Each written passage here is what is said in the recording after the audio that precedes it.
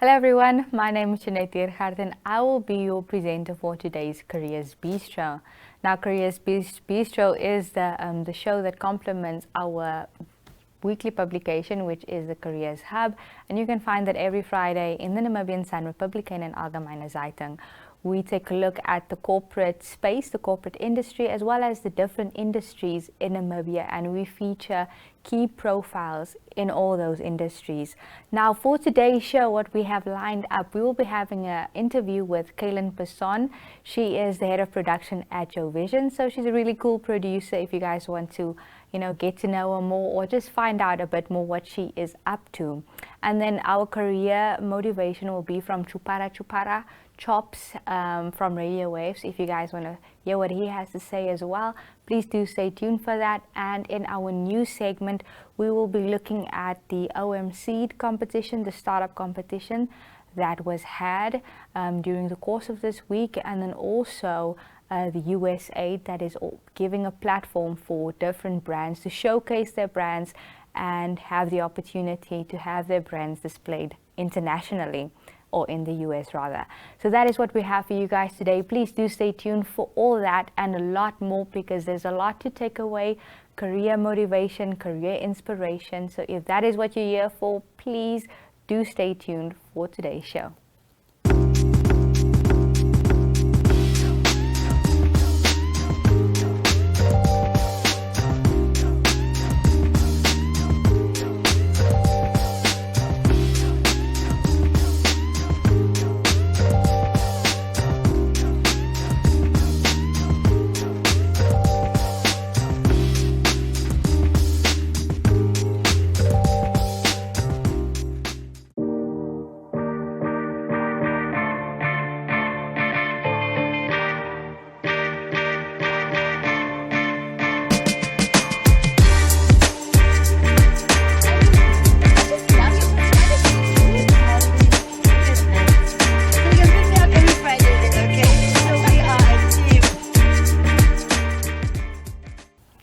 So now we are here for the Careers Bistro interview. My name is Cailin Basson and I will be your presenter today. So we are talking to Cailin Basson. She is a very well-known producer. She's head of production, right? Yes.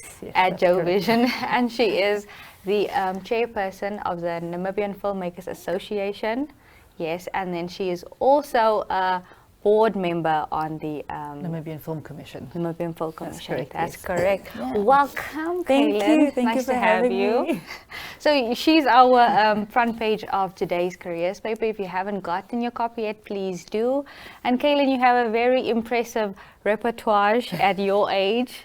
So can you just tell us, how has that whole journey been, coming from the film industry and working in it for so long? I mean, it's 16 years if I'm not mistaken. 16 years. 16, that's quite, Actually, that's it makes a lot. me sound a little old now that I think about it. Maybe I should say it's 10 years. You're just like, I started young, you know? Yeah. You're the person with 10 years experience, and I don't know, how do they say?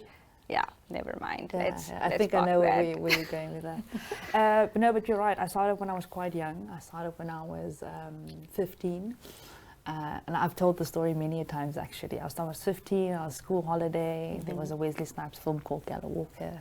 It wasn't necessarily the best film ever made, but I think I also feel that way because I only saw it years after it was made. So obviously by that time, technology and things have advanced as well. So I heard there was a film. I walked to the offices and I said to the first person that I saw, hire me.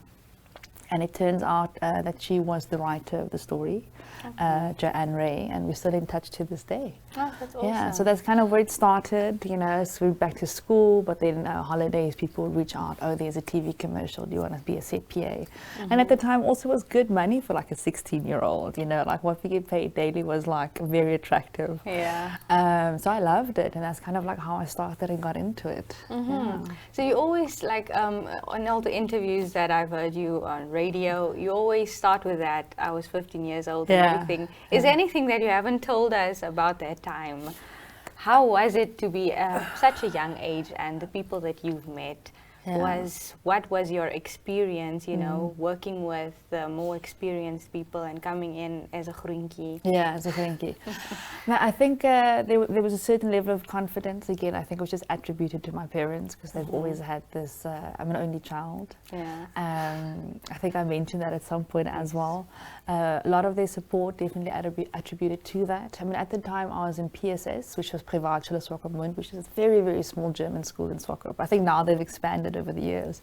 But when I was there, when I matriculated, for instance, when I was in grade 12, I was the 5th person in the class. Okay. So we were 5 kids in the class. And I think the whole school at the time went from like grade 1 to 12 with like 120 learners, you know. And I was also one of the only, I think one of 2, maybe 3 non-German people in the entire school. Yeah. So it was always kind of like being an only child, I was also a scholarship child. So what my parents paid per month, or per year rather, is what every other student probably paid per month because I was on scholarship. So I always had to work hard to maintain my scholarships. My dad bragged about me all the time, which I think what also kind of opened some doors for me. I remember I used to do, at the same time, I used to do a holiday job at Cailin and Associates.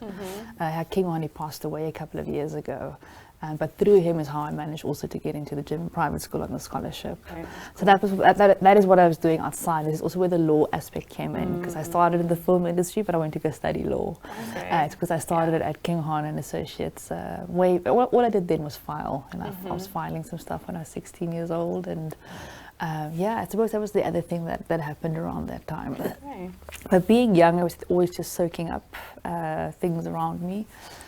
Really owning my independence from a young age already definitely aided in that. But again, that's 100% attributed to kind of the will my parents instilled in me from a young age to want more for myself or to want better.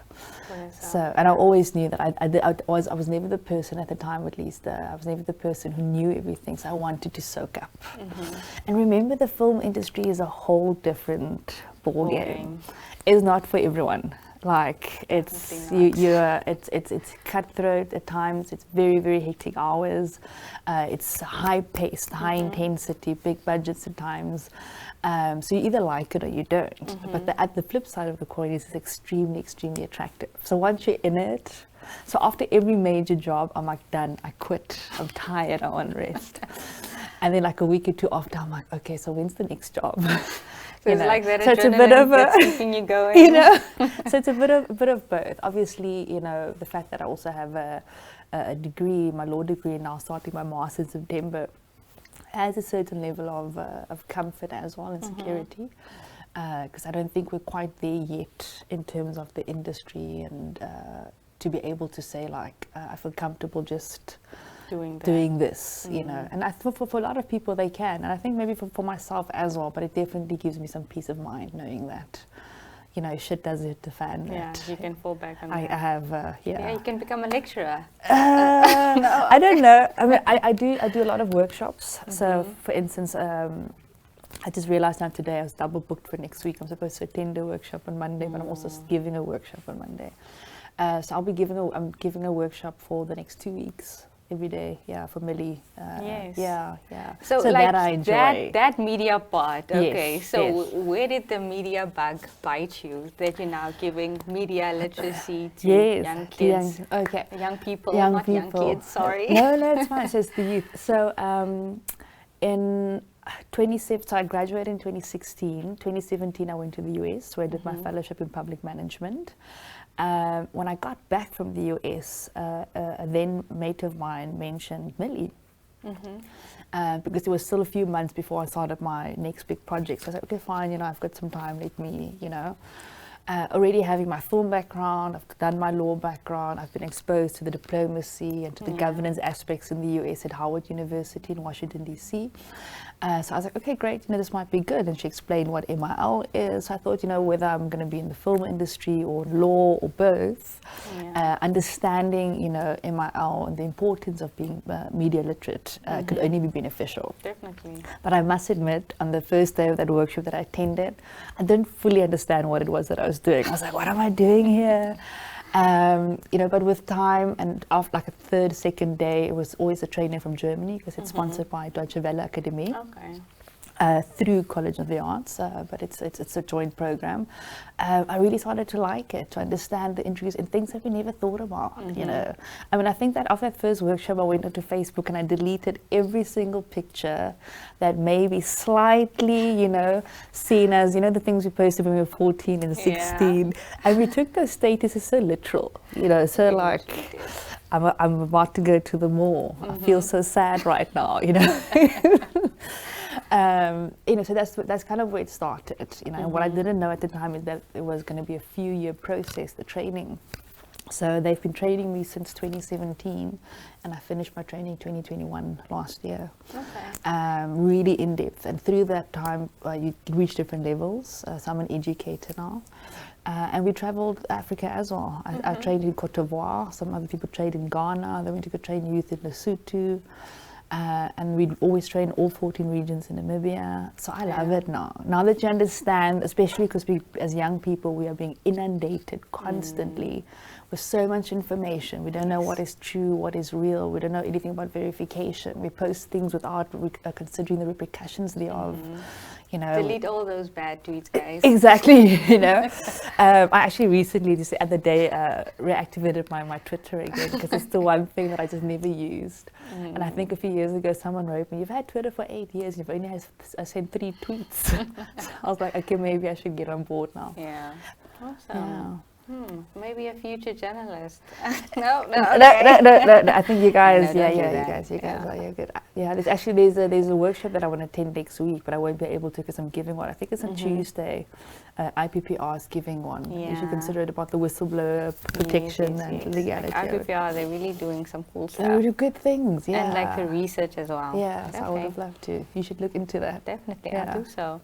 So I really don't want to end this interview, but our time is coming up. Is it? But yeah, so can you quickly just tell us what lies ahead? You're gonna do your masters. Yes. So how's that gonna look? Are you gonna be travel between the countries and? So we'll still see you around? No, without a doubt.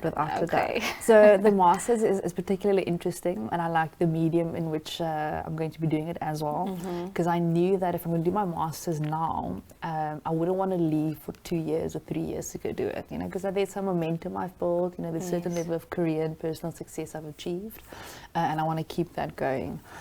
So I got accepted at the International Anti-Corruption Academy, which is in Vienna, Austria. So I start on the 12th of September this year, and it's a master's in international anti-corruption studies. I know. But I like it, you know, because like with law, so for instance with my law degree, I may not practice law, but there's so many aspects of it that I use daily, you know, whether it's my research or my work ethics, you know. I mean, in the industry that you're working in, like, you can easily get blindsided by a contract that you don't understand. Easily. But to be fair, I mean, I may have mentioned this before, but I've always had a slight, I've always had political ambition. You know, so now that I've been doing, been in the industry for as long as I have, I want to do a slight realignment, not leave the industry, but just a slight realignment and focus more on policy, more on governance, regardless of the industry. And I think the masters is definitely going to aid me in that. Oh, definitely. Something that I've noticed, all the CEOs and those top dogs, they always go into governance and policy after their degrees. So CEO, maybe.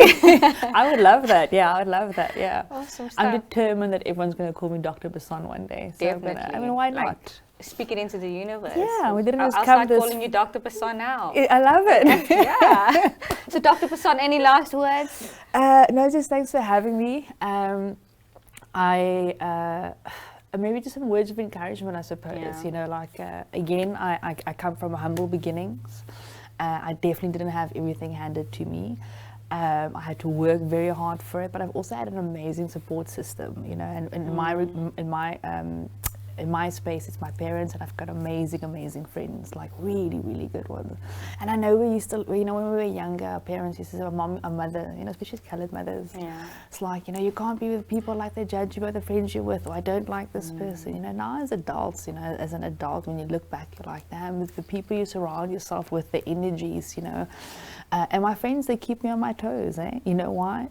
because they're equally as hardworking, they're driven, you know, so we can celebrate our successes together. We can motivate and encourage each other, you know, we can cry together when something went wrong. And I think having that is very, very important. So identify that the people around you that want good for you, and do good for each other. Yeah. Absolutely, guys. There you have it, from Cailin Basson. So, guys, you should keep an eye out for all her theses and dissertations that she'll be writing. Yes, public speakings and yes. Okay, well, that brings us to the end of the interview. Thank you so much for coming, and I hope you guys enjoyed it as much as we did, or as much as I did. But that is it. I will see you guys in a few.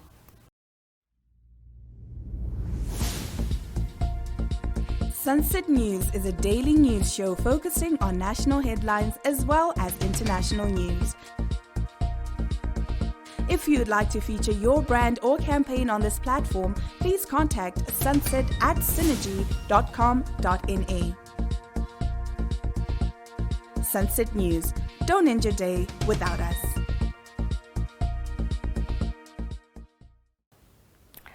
Well, there you guys have it. That was a really fun interview with Cailin Basson. I hope you guys enjoyed it. You know, it was very informative and also just the type of person that she is. So I look forward to see what she will be doing in the industry, in the creative industry especially, and of course in the law field. But going back to the creative industry, we will be talking to Chupara Chupara. If you guys know him, he is a radio presenter at Radio Wave, and he was the owner of Chopsies, so the famous bar as well. So we'll be talking to Chupara Chupara, which is Chops, as you guys know him. So stay tuned for that career motivation with him.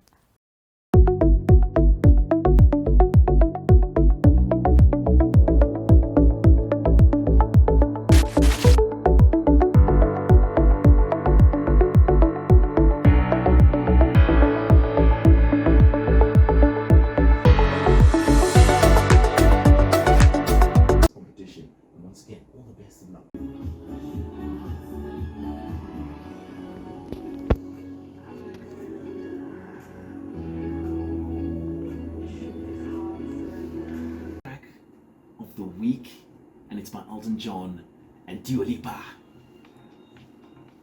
That's right, steady cruising on Namibia's #1 hit music station. We're on the home straight. Thank you all for getting in touch with me via our Telegram line, and hello to you outside of our borders. Here's one for you. It's Elton. Hey guys, Chops here from Radio Wave. If you're looking to get into radio, I just want to encourage you to give it a go. It's a long journey, but it's a fun journey. You've got so much support that's going to come through from your station managers, your colleagues, and of course it's a creative space. So you can use the creativity that you have to go that step further in the career that you've chosen. Now, being in radio doesn't allow you only to be a radio presenter. You've got so much scope to be a personal, a speaker, public speaker. You can be an MC. You also have a chance to get into voiceover work as well. It's all about working on your voice and working on your presentation skills. Now, for somebody like myself who's been doing this for a good 10 years, I think I've grown every year to be a better presenter, and that's by looking at what I don't do well and trying to work on those weaknesses in my presentation skills. So I've also taken part in a radio competition, which is an international competition. It's Radio Star 22, and it's 2022's year of trying to get radio talent from around the world to compete against each other to see how well we do according to the international standard. So if you hear of me posting anything on Radio Star 22, please give it a like, give it a share, let's vote. And I hope you can also one day stand up and get in front of the mic and make the mic your friend. I'm going to do a crossover now. This is one of the crosses that we do. I'm talking about my track of the week currently, and then I'm going to go into another song before I say goodbye on my show. So from the fun dining, let's go into the fine dining. We'll be taking a look at the Silver Spoon Academy, which is our company profile this week. And just so that we can see where all those awesome chefs, you know, where they learn to create the beautiful stuff that they create and the delicious. Taking Namibian hospitality and trade to the next level. Silver Spoon Hospitality Academy was founded in 2016 and is located in the old power station in Windhoek. It was founded by well-known hotelier Mudavtik, who has been fully trained in the hospitality and trade industry Mudasbik has been fully trained in international food and beverages and never thought of another career apart from the hospitality and trade. One of his major challenges during his career was finding well-trained staff, especially in the smaller towns.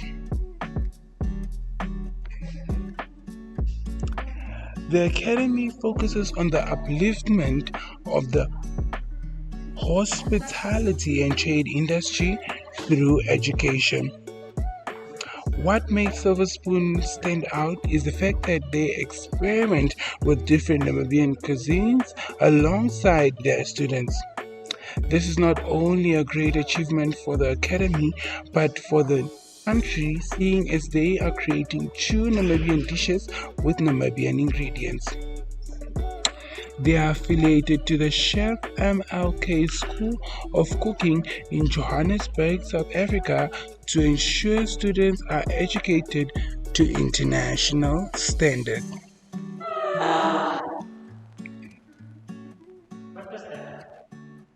The Academy is a member of the Namibian Chef Association and the Hospitality Association of Namibia. Silver Spoon is internationally accredited by the City and Guild of London and locally by the Namibia Qualifications Authority and the Namibia Training Authority.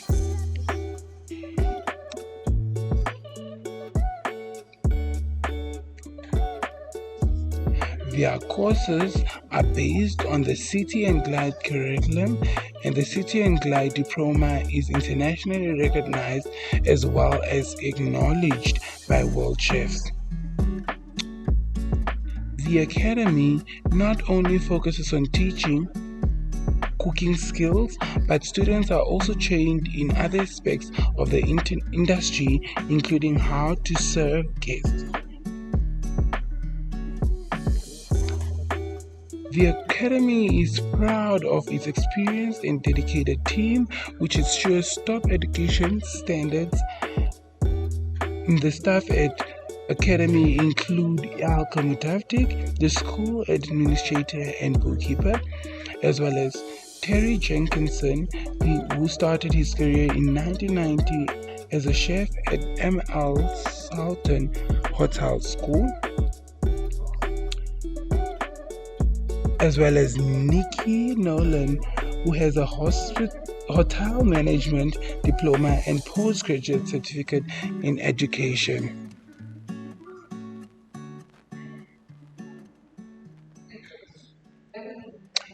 Graduates from the Academy are recognized as internationally qualified chefs who can get jobs on cruise ships or in different countries and take up positions as private chefs, as well as work their way up in the kitchens around the world. Graduates can introduce Namibian style cuisine to the world.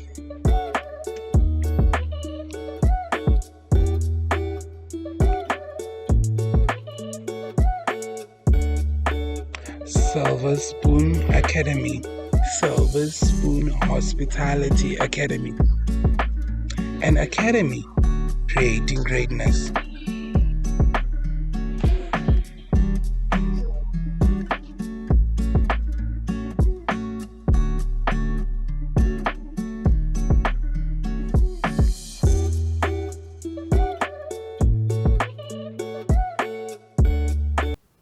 So there you guys have it, but that is not all that we have to offer for you.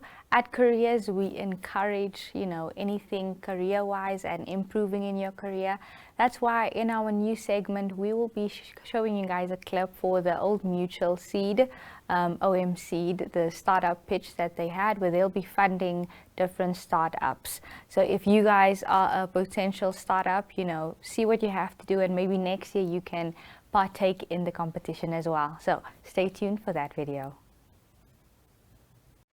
On the 5th of July, the Old Mutual Sustainable Economic and Empowerment Drive OM Seed Initiative was launched.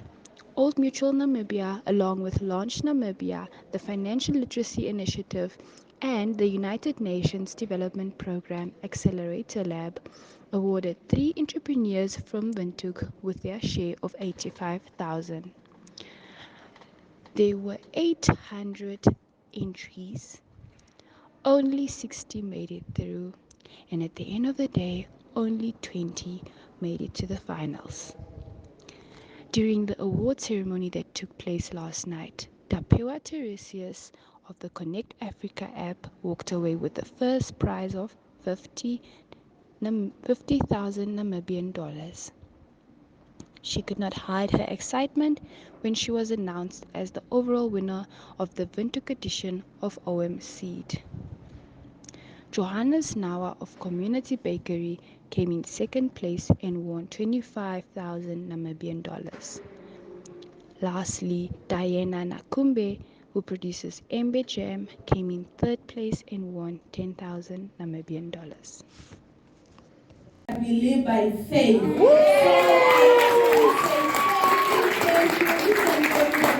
Thank you, all mutual, for this competition. Thank you so much.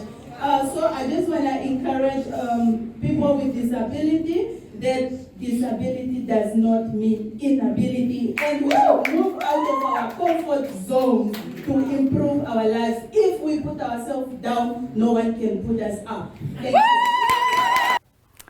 Well, guys, there you have it. I hope that you enjoyed the show like as much as I did. I mean, there was a lot of inspiring and motivating people that was on the show, as well as the different opportunities that we have as young people and as Namibian citizens, you know, and as startups especially.